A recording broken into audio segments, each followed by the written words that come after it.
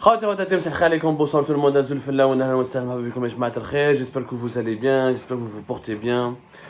J'espère que vous terminez bien cette journée du 27 décembre 2022, que nous allons terminer ensemble en parlant d'un sujet très sérieux, d'un problème assez grave. Bon, j'ai vu que le ministère des Affaires religieuses à Alger vient d'appeler à l'accomplissement de Salat al-Istisqa, prière de la pluie, Salat al-Istisqa, qui aura lieu donc le vendredi 30 décembre 2022 à partir de 10h du matin sur l'ensemble du territoire algérien, dans l'ensemble des mosquées réparties à travers le territoire du pays. L'Algérie fait objet de cette démarche. Bon, après, qu'on se place d'un point de vue religieux ou pas, est-ce qu'une prière va être suffisante pour amener la pluie? Moi, je suis pas là pour faire du fiqh ou là pour faire fatawa ad hawa. La religion, elle a ce qu'elle elle a de plus de charmant et d'intéressant et de magique. Mais la sécheresse est un énorme problème qui frappe de plein fouet l'Algérie. Cette initiative peut-être religieuse, à travers la prière de l'Istisqa, elle aura au moins le mérite de lancer le débat sur la sécheresse. En Algérie, les températures de ce mois de décembre, elles sont anormales. 25-20 degrés, il y a des régions à 30 degrés, il y a des régions de plus de 30 degrés. Il fait exceptionnellement chaud et beau pour un mois de décembre. Il y a un problème de pluviométrie. Et l'Algérie, elle fait l'objet de sécheresse depuis plusieurs années. Et des études ont été faites depuis pratiquement 2017 pour avertir l'Algérie d'ici 2030 et jusqu'à 2050, elle va vivre des conséquences désastreuses du réchauffement climatique. Et la sécheresse en Algérie, pire que la canicule, pire que la pénurie de l'eau potable, pire que l'ensemble des les intempéries violentes qui peuvent survenir à n'importe quel moment. La sécheresse, c'est l'épisode climatique le plus mauvais, le plus durable et qui impacte directement la population algérienne. La sécheresse a des conséquences directes et c'est la conséquence la plus visible du réchauffement climatique sur l'Algérie. L'Algérie, déjà, les autorités algériennes actuellement sont confrontées à la problématique de la sécheresse depuis longtemps. Je rappelle que le 27 mars 2022, un conseil des ministres s'est tenu sous la présidence de Abdelmajid Tebboune et l'ensemble des membres du gouvernement, dans ce conseil de ministres, toute une réunion a été consacrée à la nécessité de préserver les ressources hydriques nationales pour lutter contre la sécheresse. Rappelez-vous qu'à l'époque, parmi les mesures qui ont été prises, c'était l'arrêt des forages, l'arrêt de tous les forages depuis. Ça a été décidé le 27 décembre 2022, encore une fois. La mesure a dit l'arrêt de toutes les opérations de forage des puits destinées à approvisionner les réseaux d'alimentation avec les eaux souterraines, dans l'objectif de préserver les réserves stratégiques et de protéger la flore contre le risque écologique. Le gouvernement algérien avait pris cette décision en toute urgence parce qu'il a bien vu qu'il y a un risque de sécheresse énorme et qu'il faut gérer les réserves hydriques avec beaucoup plus d'intelligence et de pragmatisme. Et ça a été une décision brutale, mais à l'époque, le gouvernement algérien n'avait pas un autre choix. Il fallait absolument sensibiliser la population et lui envoyer un message clair, la sécheresse est en train de martyriser le pays. Maintenant, c'est pas une solution. Ne pas faire des forages, ce n'est pas une solution parce que les eaux souterraines, on peut pas les préserver longtemps et tôt ou tard, il faudra les exploiter. On est à 45 millions d'habitants, 2023, fin 2023, on sera 46 millions d'habitants.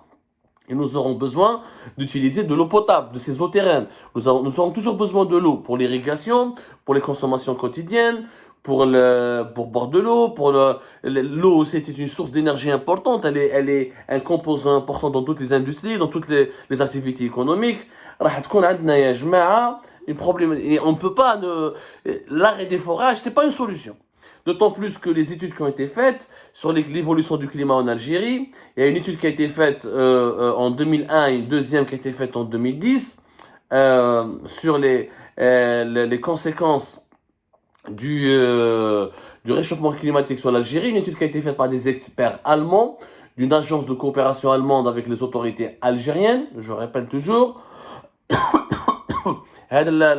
L'étude a l'analyse de risque et de vulnérabilité au changement climatique en Algérie.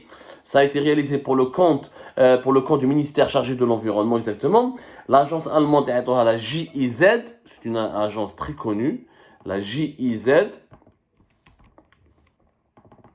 La GIZ, très connue en Allemagne, c'est la Deutsche Gesellschaft International, c'est l'agence de coopération allemande. Voilà, globalement, pour ne pas écorcher un petit peu mon allemand. Donc ils ont fait cette étude-là et on sait que depuis 2017, nous avons mesuré les conséquences qui sont très très graves. Par exemple, le réchauffement a été de l'ordre de pratiquement 0,5 degrés et la pluviométrie elle a baissé durant de 1931 à 1960, ensuite de 1961 jusqu'à 1990 de 10%. Depuis les années 2000, la pluviométrie a encore baissé. Chaque décennie, elle est en train de baisser en Algérie. Et les projections nous informent que les températures seront de plus en plus élevées en Algérie. Il y aura de moins en moins de pluie entre 2020 et 2100. Et nous sommes dans cette période entre 2020 et 2100. C'est la période la plus dure pour l'Algérie, durant laquelle, selon cette étude réalisée par des experts allemands en 2017 pour le compte du ministère de l'Environnement, les autorités algériennes ont été averties qu'à partir de 2020 jusqu'à 2100, nous allons vivre des épisodes de sécheresse terribles.